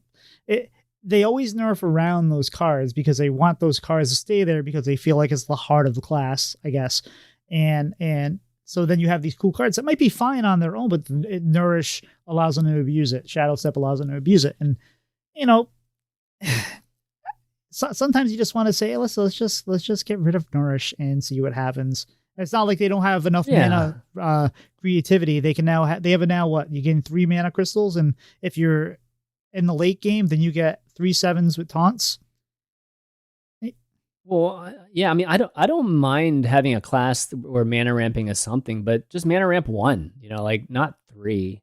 Like, because when you get to 3, I mean, with the power level that we have, especially with modern days, modern Hearthstone, we've evolved to. It's like, of course, the 10 mana plays are going to be extremely powerful. But even the 8 mana, 9 mana, and 10 mana turns are going to be extremely powerful. So first folks that get to that are obviously going to have an advantage. Druid will always have. Nourish will never be bad. Like I can't imagine a world where Nourish is bad outside of outside of super fast decks being the meta, right? Like Nourish will always be good. Yep. So yeah, I just don't love it. I wish they would nerf that or just get rid of Nourish. And how often have you been playing against a Druid and you develop a board and you're feeling really good? It's turn 4 and then they Reno you and you're like, oh yeah, that's the thing that happens when I'm on turn 4. Yep. And it's just Yep. But we were alluding to the next class, which apparently I am a Pally main. I don't know for how much longer, but they nerfed Boogie Down. That the old was 3 mana, summon 2 1-cost minions from your deck. Finale, give them taunt. Now it is 4 mana, summon 2 1-cost minions from your deck. Finale, summon another. So they tried to offset the nerf by giving us another 1 mana minion, and they got rid of the taunt. Now, some people, this is the one card I think people are saying, well, maybe it's a stealth buff. I don't think so. I think that it's going to feel like a buff because people aren't going to know how to deal with it for a little bit, but then I think they're just going to shut it down. I think that the taunts were huge because it allowed you to develop your minions behind them and then buff them and protect them while you were ramping up your stats. So I think this feels like it's killed the card for me. I'm hoping not. I'm hoping people are right and that it might be good, but I don't think it is. And then they have Guardian's Grace, which give a minion +5/+5 Divine Shield, cost 1 less for each mana you spent on holy spells. And it's now nerfed to give a minion +4/+4 Divine Shield. Same thing. So even, this is fine. Like, this is a long time coming. It's sad, but, it's a fair nerf. I don't like the Boogie Down nerf. Guardian's Grace, I can respect. What are you guys' thoughts on this? Yeah, so I'm kind of on the, like, I understand losing taunt is a big deal, but getting the other minion, I don't know, like, there have been the times where the other taunt has saved me, but then there's been plays where it hasn't mattered that I pulled something that didn't have taunt. So we'll just have to see. I'm okay with this. I'm not super upset or sad about it. And I think the change, Guardian's Grace from 5/5 to 4/4 makes sense because historically Paladin's been a +4/+4 class, like King's Blessing, right? Back in the day, or Knight's Blessing something. It was Paladin spell buff something 4/4. Like +4/+4 has been in Paladin's blood for a long time. So yeah, this change is fine. I've had a lot of games of Paladin. I'm not feeling it, but we'll see. I'm hopeful. I am not completely against it. I'm not very optimistic. How about yourself, Chanman? I think that I'm kind of with Tito where I think the taunt is a big deal. I think it's not for like, I don't think it's a big deal like my warrior for like my warrior playing against Paladin. I don't think that's much of a big deal, in terms of that. But I could see, playing against faster decks. Just the taunts just make inefficient trades for the other team, right? And obviously developing behind it, but it makes for very inefficient types of, turns for the opponent that the next turn. Hitting 1/1 divine shields where you can hit something more, just that just is better suited for like a 2 damage or 3 damage minion. Yep. Right? So I could definitely see that being a big deal. In terms of the Guardian's Grace, I don't think that's that big of a deal. I mean, people are still going to play it. I don't think it's going to be not played because of it. You're going to Paladins need any kind of buffing card, right? A lot of win conditions. So that's one of the cards that they need to play. I'm surprised they didn't nerf the Wind Fury Divine Shield card. Wait, what's it called again? I forget the name of it. Shroomskavate. And they said they're keeping an eye on it. And the one thing that really kind of, I guess, maybe feels bad about the nerf is I don't think that the pure minions like are good enough to not have the taunt to get from Boogie down. So that means you can't really play the pure list as much anymore. Maybe there are good 1-mana minions out there, but man, I want to play the Countess. I got like a month left with her. She's a good girl. So I don't know, but they have nerfed one final card, and this was Thaddeus Monstrosity, otherwise known as. How many times they got how many times have the nerfed? This is the third. Second? Ridiculous. Third. It's just, yeah. So they went from your cards cost 4 less, swaps polarity each turn. Your taunt is now taunt, your odds cost 2 less, swaps polarity each turn. So now I don't know why they did this. I think that they should have if they just said your cards cannot cost less than 1, it would have been fine. But right. In this case, they've actually brought back Pyrotechnician. So if you've missed Pyrotechnician, you can now try to make your Fire Druid work again, although I don't think it will. I cannot wait for this card to go away, along with Astalar. And they can just, live in wild and, you pop up once in a while. It's amazing how much Astalar still sees play. Even if you didn't have Warrior taking advantage of it, it's still just everywhere. It's just... I like it when the minions that are powerful are your class minions, and when it's a neutral minion that you see in multiple decks all the time, it just, that's what gets old for me. It's the same. Like, I'd rather lose to the bomb bot, whatever his name is, bomb guy, in Warrior, or I'd rather lose to Fi the dragon or something than to have multiple games where we lose to Astalar. And it's not as bad as it used to be. It's not that big of a deal, but Astalar was a big part of the Year of the Wolf. So yeah. And it's still a super good play with Bran. I mean anything with Bran and Astalar is good, no matter which brand you're talking about. So yeah, I agree. I think the Astalar, they should really be thinking about, doing away with Astalar. I mean, does Astalar disappear this year? Yes. Or it goes away. Okay, so it does go away. So they don't have to do anything. But yeah, obviously it's one of my win conditions, my warrior that I'm playing, but it feels stupid. But it's the same with Yogg. As long as I get Astalar down, I pretty much win, right? Like it's just. But it's the same with Yogg, right? It's another neutral card that used to cost 0 most of the time. That people are still playing that it costs 9. And it affects the game all the time. And again, if it was like a class card, if it was, hey, we play this in Demon Hunter, then whatever. But it's in so many decks. And again, not as prevalent as it was, but it just kind of like, well, I'd rather not see it be lose to it by like 3 or 4 different classes. I mean, with Yogg, I feel like they could just change one of the abilities. Like the mistake they made with Yogg is they have 2 removal abilities, like major removal abilities, where none of the other, none of the other equivalent type of cards have that, right? So if they just changed either the middle one or the the single the single take, or the everybody attacks each other, if they just change one of them into something not as powerful, I think it would. Well, here's how you change it. It's just right now. Here's how you change it. Instead of minions on my side, it's a Hysteria. All minions attack each other. And instead of targeting a minion you can take control of a random enemy minion. I mean, I still think, the Titans are supposed to be, they're supposed to be beneficial to you, right? Like, or the gods are Titans. But it's Yogg. But Yogg is chaos. I know, but it is true. True, it is chaos, but yeah, if you wanted to do that, I guess that would definitely nerf it, obviously. But so yeah, I don't know. Maybe that's right. It's just normally all of these abilities are beneficial, or at least they're not beneficial to your opponent, right? But they're somehow beneficial to you. It may not work with whatever combo or with what cards you have, like a spell power one or anything like that, or even doing damage to a minion. There might not be any minion on the board, but it's usually something that's like at the very least benign to you. It's something like that would be just. Maybe it's just cast 5 random spells, right? That would be Yogg too. Yep.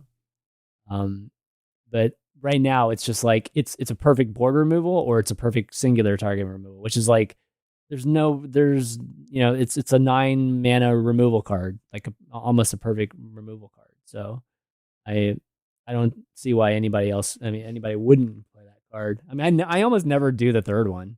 I never get to the point where I can do the third one anyways. So let's walk it back a quick second. Doc, what were your thoughts on cost reduction? Cost reduction is such a hard thing to balance because you balance cards for what they actually cost. You don't balance them for how they get reduced. So cards like Thaddeus and what other cards that reduce things like inherently are always fairly problematic. So, I mean, I'm glad he's getting touched. It's just, I hope soon Team 5 is able to find like the true balance of like fair cost reduction, which is kind of counterintuitive, or not counterintuitive, but like two opposites, right? Because fair and cost reduction doesn't necessarily make sense, but like we have plenty of instances where the cost reduction was just way too much. And I'm sure there's a fine line of where like the value of the reduction will still make up for whatever the quote unquote downside of the card that you have to play to get the reduction. Like Thaddeus, he's 10 cost card. So yeah, there's like ramp and whatever, and some ways you can cheat him out. But then like for not cheating him out, like, yeah, the cost reduction, if you have to play him on turn 10, like you pay the price of having this card that's so valuable to you so much later into the game. So I'm hoping that in next year or whatever, that Team 5 is able to crack the code on having cost reduction not be so problematic. Well, and here's the issue too, is we're complaining about it, right? But we're the vocal people that are engaged. They can look at the stats and say, people are playing these cards and they seem to be having fun with them. So it's hard to come back and not design a card that does the things they do because people play them, they have fun, they're engaged, they buy packs, you know? So as much as we say, oh, why do they keep doing this? Probably because people keep playing them and people keep liking them and they stay engaged. And that's the ultimate goal, right? It is, but I mean, it's all relative. You know what I mean? They're having fun playing it. I mean, it's like I'm playing Brand Warrior. Brand Warrior's not crazy broken, you know, like cost reduction can be. I mean, Brand Warrior doesn't have cost reduction, right? And I think it does come down to cost reduction being a problem because it's counter design. You design cards in a vacuum. You don't design cards thinking that there's cost. I mean, you're just complicating design because you have this global thing that's called cost reduction, and you have some cards that globally change the value calculator for all these cards. So imagine trying to have to go back to all these cards you designed and trying to figure out how to balance them based on a card that's in the meta that's causing problems. It's like, why go and, you know, why have to consider that and just, you know, you should just do something about cost reduction.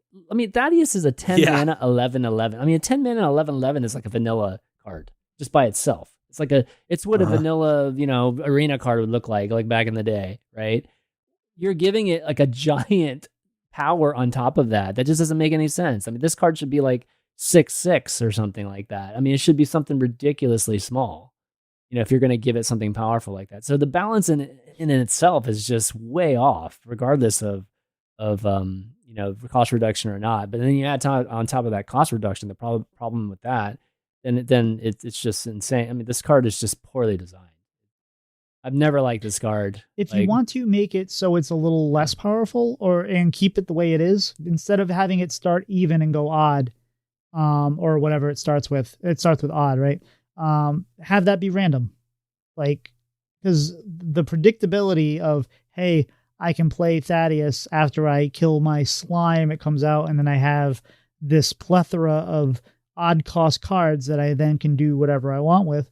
What if it was even this time when it first came out? Then that throws off your ability to, you know, have that pop off turn and just be successful without having to wait a turn or something like that. So maybe that would be something they could do with it too. I think Lore Master Eve was right on last week's episode of Blizzlet, where power creep and card design has gotten into this space where it's just good on top of good instead of a good thing on top of a thing that's not so good.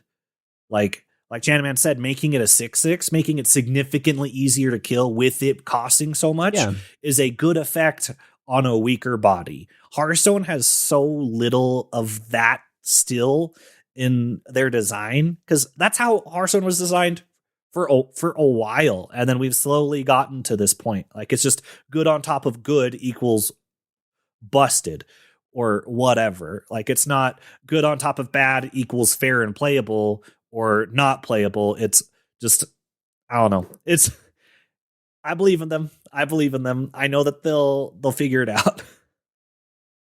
I mean, let's just think about, like, this was not thought through very well. I mean, and it's not just like this current set of cards. I mean, it was the previous set of cards. Whenever we even introduced, slime and just cheating Thaddeus. Period. I mean, we're talking about just Thaddeus. We're talking about like the back end of it being off, right? Even the front of it, and we're just talking about Nourish. I mean, we're talking about the same thing with slime cheating out, Thaddeus, or the 4/8 card back, before this, cheating out the card too. I mean, we're talking about the same thing. It's like, why do we even have that, right? Like, why are we introducing the same kind of problematic thing in a different way in Warlock as well? Because that's what we're talking about. It's like, Thaddeus only exists because it can be cheated out. Nobody played it on 10. I mean, nobody plays Thaddeus on 10. Nope. Yeah. Or at least the first version of that. The first copy of Thaddeus. Maybe eventually you just do whatever, or a taunt or what, But yeah, I mean, so I don't understand why did we have to do that? Why did we design that? That doesn't make any sense to me. That's not a good job. Because it's fun.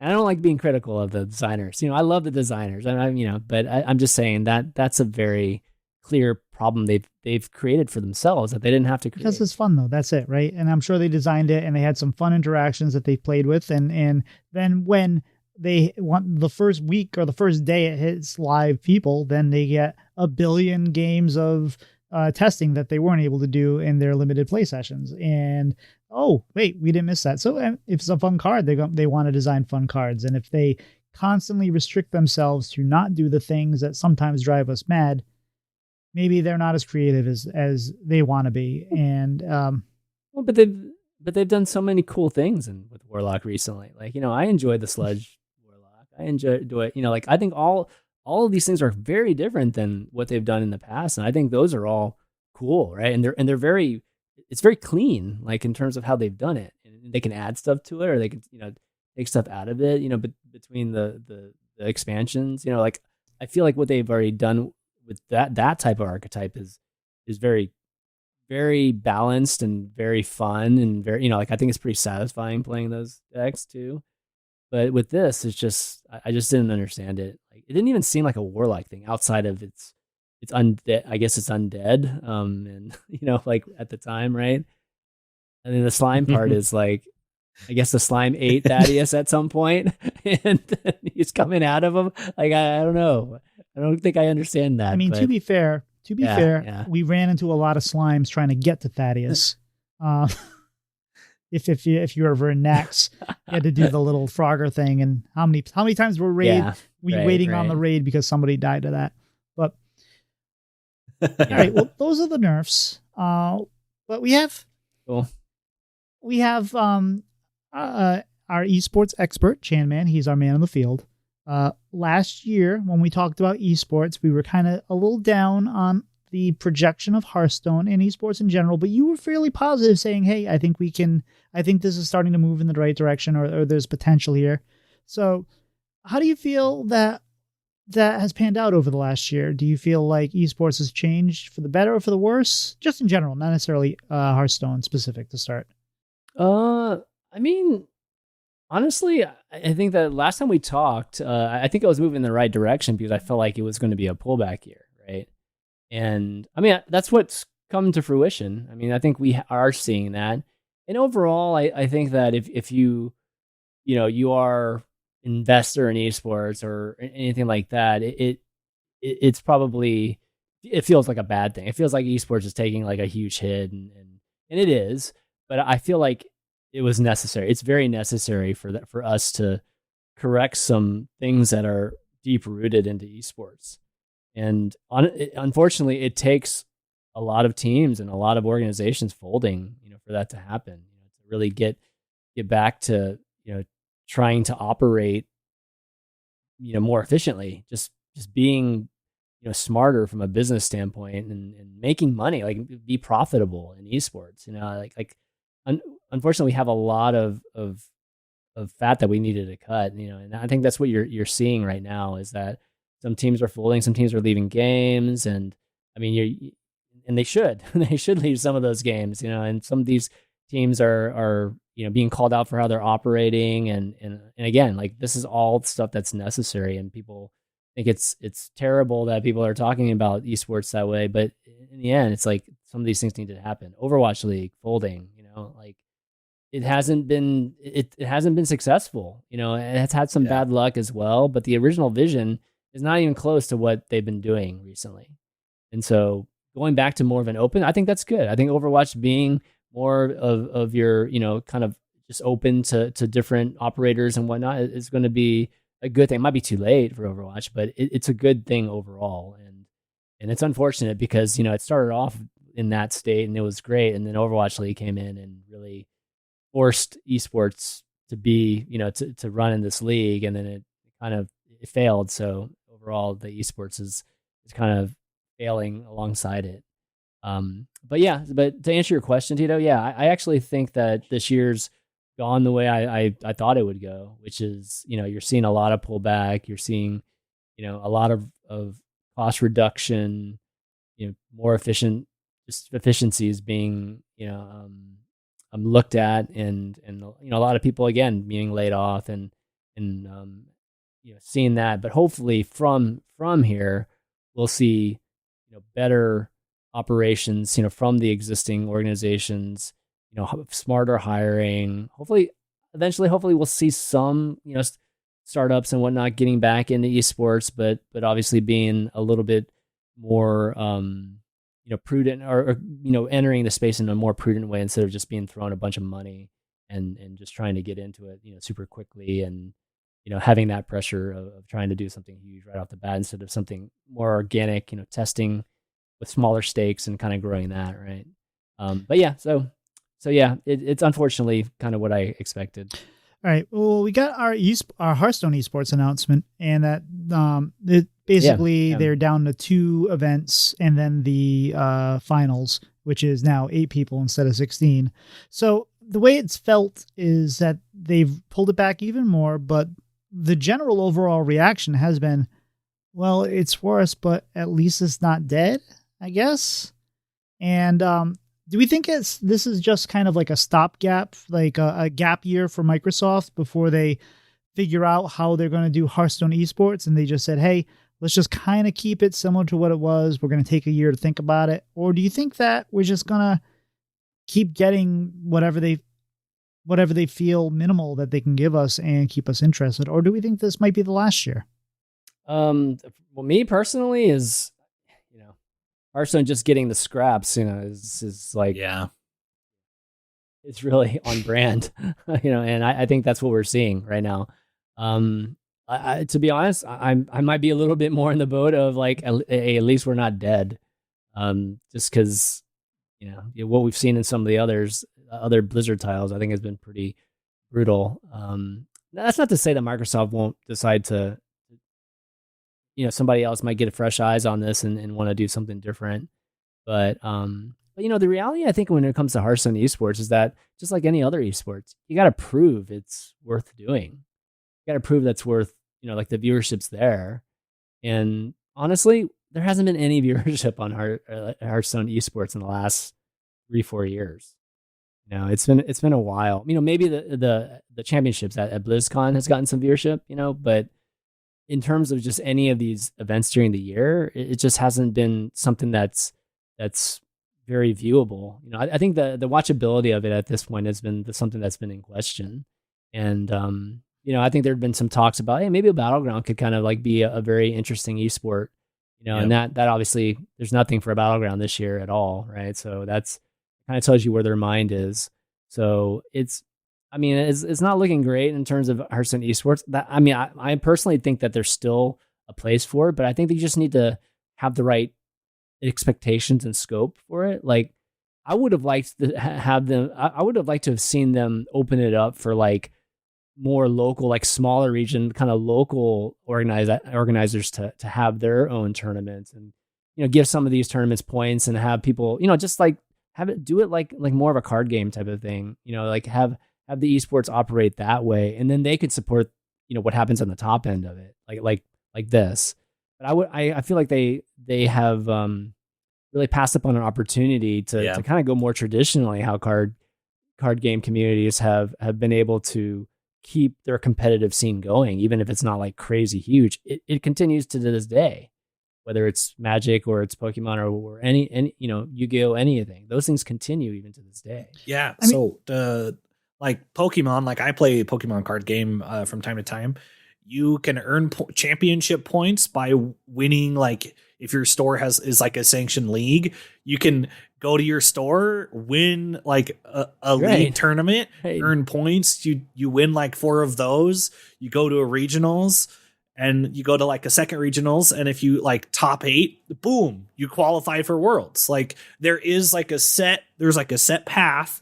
Granted, regionals for Pokemon is a giant tournament. There's hundreds, if not like 1,000 or 2,000 people that are competing, but like there is a set path for you to start at your own shop or your own local and go to these bigger and bigger tournaments to get the opportunity to go to that big stage. So I completely agree that I think Hearthstone should try to look at doing something like that. And even having like grassroots, like Hearthstone esports, like Age of Empires 2, 25-year-old game. Age of Empires 2 Definitive Edition still has a competitive esports scene thanks to a single person's passion, and it's evolved into like 6 different giant tournaments throughout the year. So T90 official, he just got done casting the Nilly Apartment Cup Invitational. He's getting ready to cast Hidden Cup 5. He's going to be casting Red Bull Wololo. Like if you have the desire and like the willpower, you can start a grassroots thing and have it blow up into something that lasts for a long time. Like T90 started casting Age of Empires 2 games when he was a college student. And he just kept doing it and kept playing and was casting these high level games. And then this whole esports scene blew up just right around him. So there's always a chance. Granted, Hearthstone people that want to do Hearthstone can't use the word league, but you can again. Yeah, you can now. You can get it now. Okay, that's news to me. But there's always a chance. But I agree they should do like a point system from local to a regional, or even like a local to a district to a regional if they want to make it have more events that way.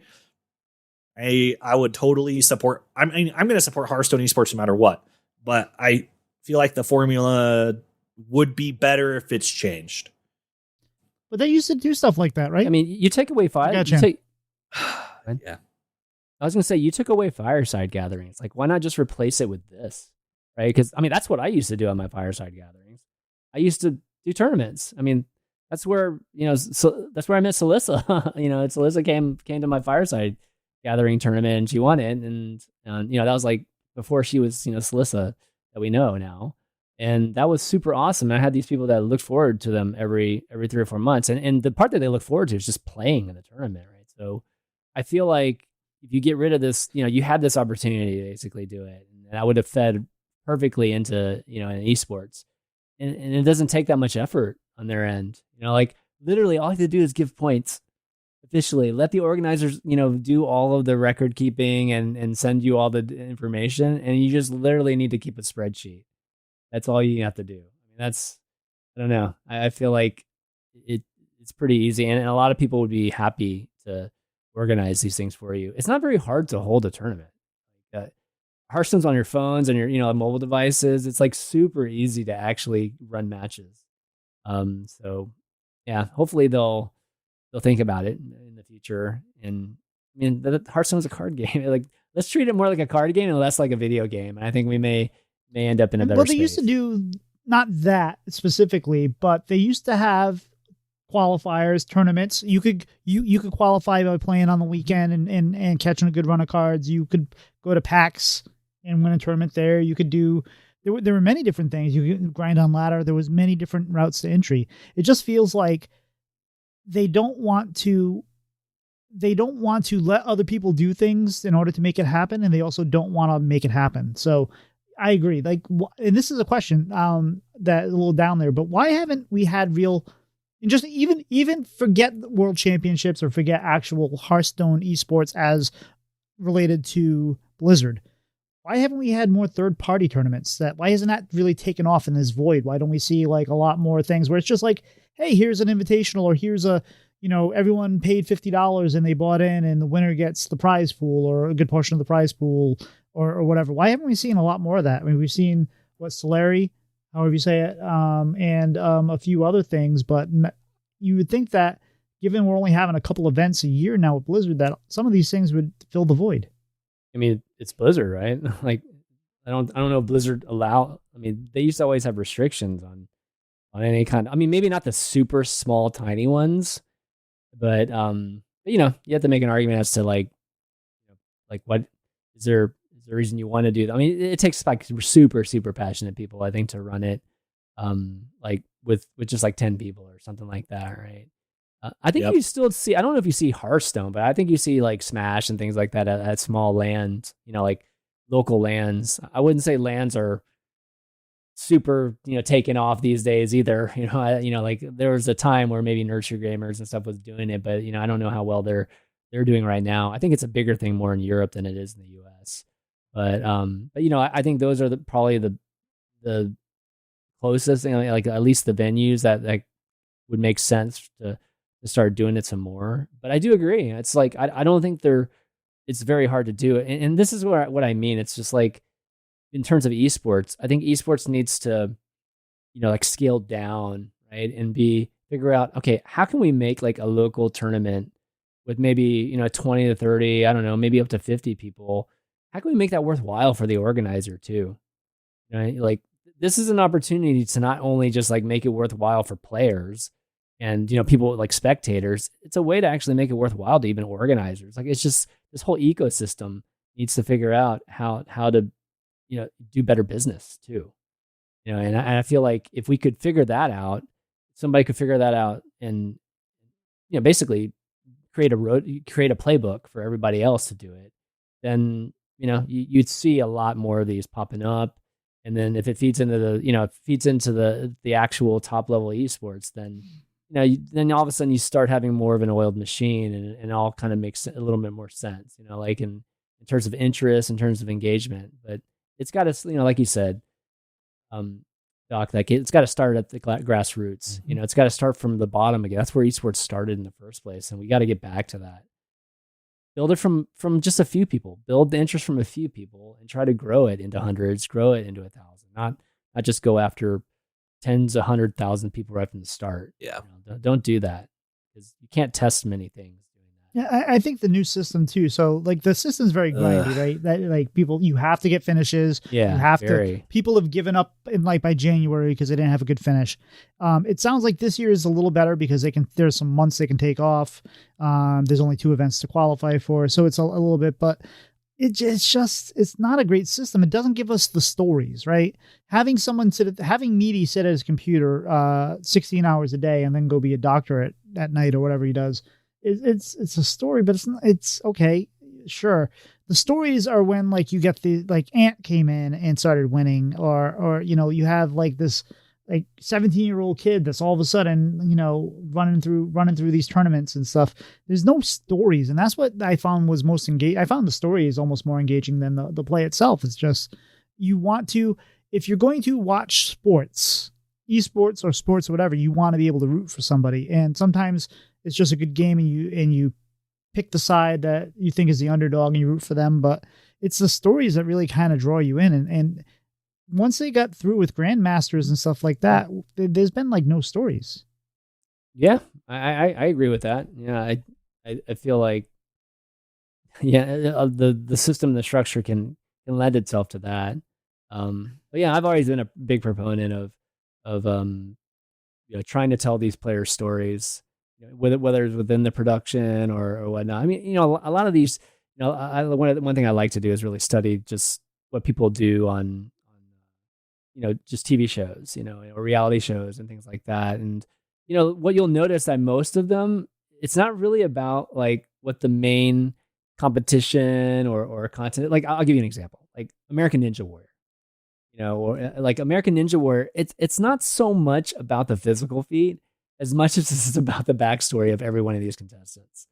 Like that's the part that's, very engaging to folks. And then, just the physical feat is just, an element of it that keeps, that keeps an interest, or at least it creates a roadmap, right, for the content itself. There's a competition that people are trying to win. But the meat of the content is actually the stories behind the player. Right? And so I agree. I mean, like this grinding thing doesn't lend itself to like, at least how they're getting qualified, how they're winning. It doesn't lend itself to much of a story outside of just grinding every day, playing Hearthstone. Would we care about wrestling if all they did was get in the ring and fought?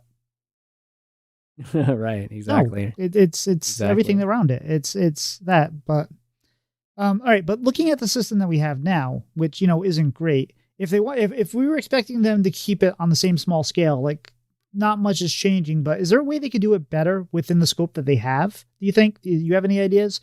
Like that's not so grindy that they can still have their small turnouts, their small. Like, hey, only 8 people are qualifying here, 16 people qualifying there, without making it so that they're sitting at their computer grinding for months at a time? I mean, I think that you could either have, it'd be additional events, but you could just have certain events that you can either have certain showings and you just qualify, right? Just have the qualification be a little bit easier, right, into these bigger tournaments. And, you might just have more people at these bigger tournaments.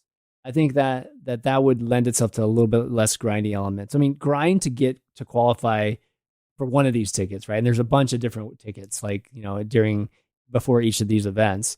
So giving more opportunity to qualify for the events, I think would be good. Like whether it was every weekend or whatever it is, like just adding more opportunity to do that versus just like one way to do it. And it's like, you have to, there's only a few spots and you have to like grind the ladder, which nobody loves to do anyways.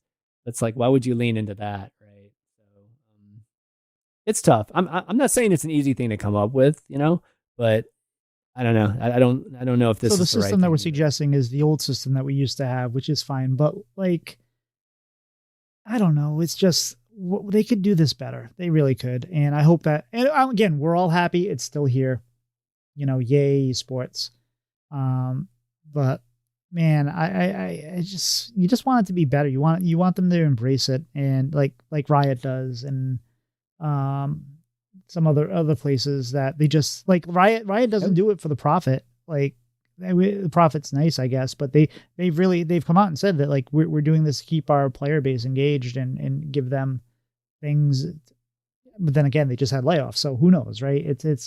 It's a complicated system, and how do you get investors involved? How do you make it profitable so that way people want to? I mean, we don't need to do all that. See, I mean, that's the thing for me. It's just like I would like we don't get any viewership on this anyway. So who cares about trying to get like sponsors for I don't know just 10,000 views total? You know what I mean on this whole thing. So like, who cares about that? Like, why don't we just like pull it offline? Just literally run live events and like do some type of, I don't know, it's local sponsorships or what, just like try to figure out how to monetize like that audience or just the players themselves. The players themselves would be happy to spend more money at events. You know what I mean? And so I would rather us be testing that environment and trying things, trying to create more of an event centric type of qualifying. And at those events, like replace the Fireside Gathering and have, take that kind of approach. These are actual events. You can qualify there. You can actually engage with the community there too. And you can monetize these people too, somehow, with some, something, right? I don't know what it is. I haven't really thought about it much, but I just think that like gamers are willing to open their pockets. I'm like, I've been to Genesis and these like fighting game community events. And like people are spending money left and right, dude, whether it's art or it's like controllers or it's shirts or like people are spending lots of money at these events. So like, I feel like we'd be better served in terms of just being more, just having profitability by doing that kind of stuff instead of caring about viewership, which is not going to happen. Like nobody's, Hearthstone's not as popular as it used to be. We don't even have the influencers that we used to. So people aren't going to watch these events. Does Blizzard still own that like arena that they built? They had for esports. Didn't they like invest in an arena or something that they have like for live esports? Because all you need is, what if they just had a local area where you have games every week, charge $12.50 for beers, and just keep having events, and you can have multiple different events for different games, even branch outside of Blizzard. Go and just sell expensive concessions. That's how Fenway does it. Yeah, I don't think they actually have an I mean, there used to be esports arena and stuff like that around there, but I don't think Blizzard built one themselves. But yeah, I mean, I think we need to put on that kind of cap and start figuring out how to make money at that level, and then we can kind of grow this into something more again. I mean, Hearthstone doesn't have the same challenge. Like we're not even in the same vicinity as League of Legends and Counter-Strike. Like we shouldn't even be remotely thinking like that. Like not even close. Like forget that. And I would even just focus more offline. And then once it becomes something a little bit, once it got some momentum, then you can maybe revisit online. But offline is, I don't know. I feel like offline is a really interesting opportunity that honestly the Hearthstone community hasn't done that much of. We had some dream hacks where you could, like open dream hack tournaments for a while, but those were cool. Those were fun. I mean, yeah. Those were so much fun. I went to DreamHack Denver, and that was incredible. And like the storylines that happen at DreamHack tournaments are crazy. Like there was a 9-year-old kid that played through the 200 person field and made crazy. Top 8. Like that was insane. Like this kid had 100 and had 200-300 people watching him in top 8. Like it was crazy. Like, I don't know, just find conventions to throw live Hearthstone back in, and it will reignite the embers of Hearthstone esports that still exist. Yeah, I agree. I mean, the Pokemon, I saw like the Pokemon championships were happening, and there were like tons of people at that, where I think it was overseas, right? So I think Necro was there, right? Necro was at the Pokemon championships. Mm-hmm. Yeah, she casts. Yeah. Yep. So definitely potential for a different, just approach it differently. All right. Oh, okay. So it will. No, that was from that was a long time ago. That was from so I sent an article. It was from September 2017 that Blizzard has found a new home for esports. So I'm pretty sure they had something. I just don't know what became of it. But anyway, we're coming dangerously close to Coin Concede territory with our recording length. Yeah. So any Chanman, do you have any final thoughts on the current state of esports, Blizzard or otherwise? I mean, I think maybe the final thoughts on esports is don't give up on esports for sure. I mean, esports is still relatively a big industry. There's still lots of money still being made at the top. But don't be surprised if you continue to see some teams leaving games, teams folding up. I mean, there's going to be more of that before I think we're going to start seeing the opposite.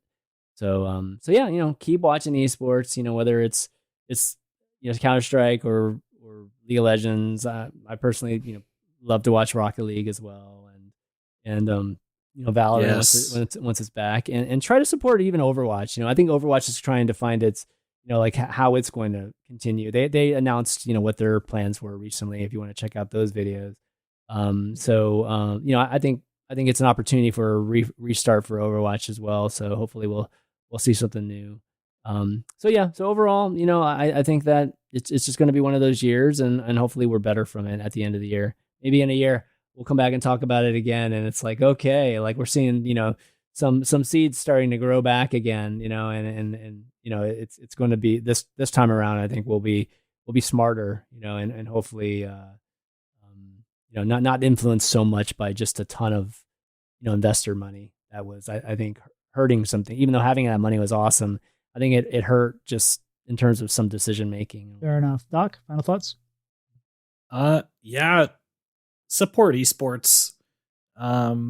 Of any variety, like Chanman was saying, like esports in general for me is so much fun to watch if it's a game that I even remotely follow, because just like watching professional sports, you're watching some of the best people in the world at their respective field doing the thing that they're good at.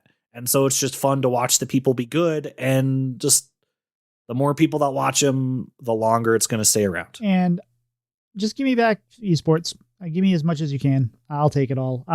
Bring back the bundles that used to fund the prize pools, and don't put a cap on them this time. Let us help fund the esports if that's what you're going to do, because those programs were successful. And I just want to see more Hearthstone. I love Hearthstone. Let's see people playing at the highest level, because that's where you learn. That's where you have fun, and that's where you get good stories, and that's what keeps people engaged in Hearthstone on some levels.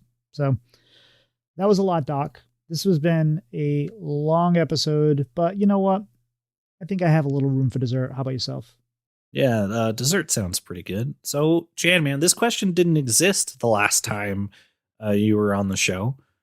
But what is your favorite dessert? What's my favorite dessert? Good question. I'd probably say it's either a really simple one, like my day-to-day favorite dessert is probably just like, I mean, it's as plain as it sounds, just chocolate ice cream, but I do like molten chocolate cake. Okay. Too. If I go out and eat something, but yeah, just, I don't know why. It's like I've tried all kinds of crazy ice creams and all these fancy ice creams, and it always just comes back to, I just like chocolate ice cream. So yeah, whenever I have ice cream, I just eat chocolate these days. Nice. So, listeners, leave us a review. Let us know how we're doing, good, bad, the ugly, because we want the show to be the best it possibly can be. And if you leave us a review, we'll read it out on the show. You can also email the show at breadandbutterhs@gmail.com, and we'll also read that out on the show. Chanman, where can people find you? You can find me on X or Twitter, whatever you want to call it. ChanmanV. Pretty much the main place to find me these days. I think Twitch. I mean, I still have my ChanmanV Twitch, but I don't do anything with it. So yeah, just find me there. But yeah, thanks guys for having me on. I just want to kind of get in there before the outros, and it's always fun to get a chance to talk Hearthstone and esports with you guys. Yeah, thank you for being back on. It's been a pleasure both times, and hopefully we'll have you on again in the future. Cool. Yeah, anytime you guys want. That's good to know. Doc, how about yourself? Where can people find you? Yeah, primarily you can find me on Twitter, and eventually when I can start streaming again, you can find me on Twitch at Doc McButt on both websites. Tito, how about yourself? You can find me on Twitter and Twitch at Tito Santana HS. Chanman, do you have any shout outs this week? I know you kind of just half did that. Shout outs? Maybe the shout out to, I guess, the Chiefs for getting to the Super Bowl, and all of the Taylor Swift and Kelsey media that we see on everybody's feed. I know there's plenty of people with some political intentions that don't love that for some crazy reason, but overall I think it's been really great, and it's just, you want to talk about storylines. It's obviously great to have a greatest of all time storyline. We talk about Chiefs, Mahomes, and Kelsey too. Kelsey and Swift.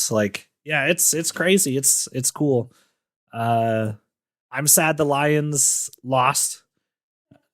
Oh, I could go another hour on that. But Dan Campbell, man, that cost him the game. And that's really, really sad. They should have won that game. That's crazy that they lost that game. How about yourself, Doc? Sorry. Oh, no. Didn't mean to. Oh, you're good. We asked the questions. Thanks again. It's been a pleasure. It's fun. It's fun talking to you always. And Yeah. How about yourself, Tito? Definitely Chanman, who filled in at the last minute. We had a guest that was scheduled, but ended up getting sick. Hopefully she's okay and doesn't have the vid. But I asked Chanman that we were going to have him on in a couple weeks. And I said, hey, how about Monday? He was like, sure. So we appreciate that. If you are still here, dear listener, after this epic episode, we appreciate you. And let us know what you think, like Doc said. And if it's a little too long, we can try to keep it shorter. But sometimes, you just have good conversations and you got to let them go. But I think we're finally toast. We'll see you later. Bye-bye.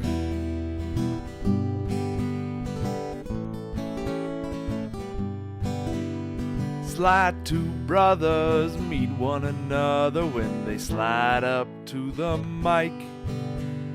It's bread and butter with one another. Let's start up that recording light.